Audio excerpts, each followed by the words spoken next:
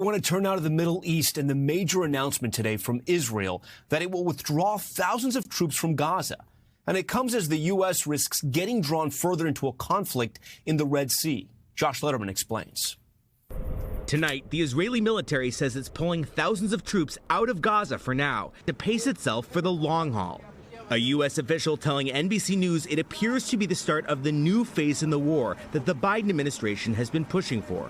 But Israeli Prime Minister Benjamin Netanyahu is warning the war is expected to last many more months. That war has been fueling growing tensions between Iran and the West, including in the Red Sea, where over the weekend, Yemen-based Houthis who are backed by Iran tried to hijack a container ship and shot at U.S. Navy helicopters. U.S. forces then sunk 3 Houthi boats, killing everyone on board. Now, Iranian media say Iran has sent in a warship. The Houthis say they're targeting Israeli-bound ships in solidarity with the Palestinians, but have repeatedly attacked ships with no connection to Israel. How does the U.S. strike a balance between deterring Houthi attacks and triggering a war in the region?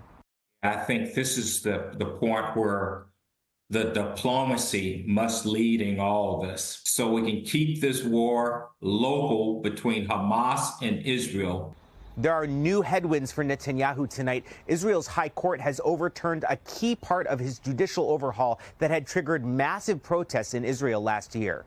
Thanks for watching. Stay updated about breaking news and top stories on the NBC News app or follow us on social media.